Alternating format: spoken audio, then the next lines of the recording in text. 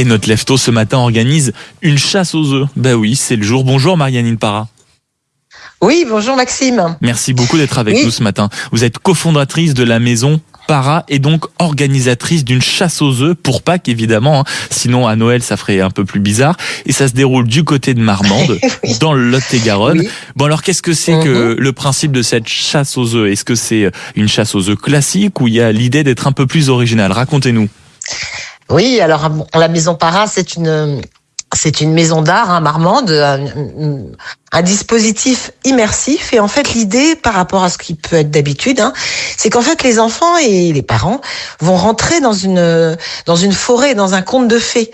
C'est-à-dire, c'est la chasse aux œufs, mais dans un conte de fées. C'est un peu comme, si vous voulez, comme si le petit poussé, il allait tout d'un coup faire la chasse aux œufs à Pâques, quoi. Donc, il rentre dans sa forêt et là, il va y avoir, alors cette forêt, elle est dans une maison de Marmande, du centre-ville de Marmande. Voilà, et le but, c'est de proposer en réalité, véritablement, de ce que je comprends, un univers, une déambulation, véritablement une mise en scène pour justement réjouir et les familles et les enfants. Oui, tout à fait, parce que en fait, tout le monde rentre par une petite porte secrète. Et tout d'un coup, dans une maison, on se retrouve complètement basculé dans une forêt, avec une cascade d'eau, avec un volcan, avec oui. Non, je vous invite. C'est pas une petite immersion. Oui. Alors pour des raisons évidentes de temps, ce ne sera pas possible. Mais alors, ça vous a pris pas ce week-end, je pense. Non, ça vous a pris combien de temps pour constituer un tel décor?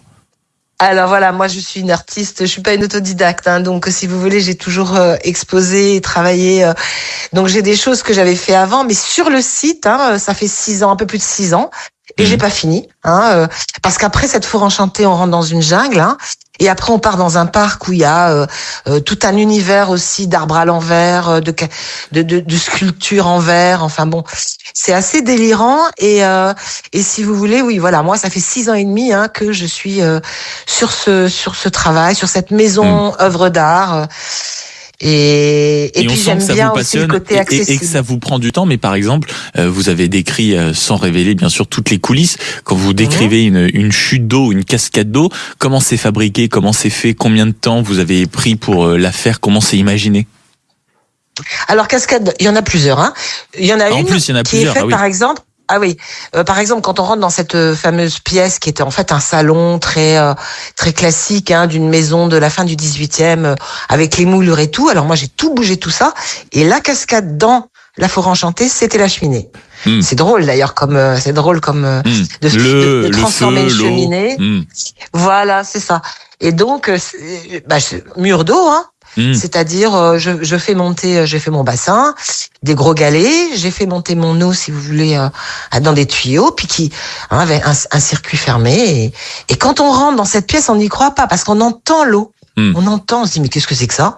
Comment c'est possible? Donc véritable expérience à vivre du côté de Marmande, une chasse aux œufs absolument sensationnelle dans une maison qui visiblement est un univers absolument parallèle. Merci beaucoup Marianine Parra d'avoir été avec nous ce matin, cofondatrice de la maison Parra, et je le rappelle pour ceux qui n'auraient rien prévu, ça se déroule à Marmande, donc dans le Lot-et-Garonne. Il est 7h11.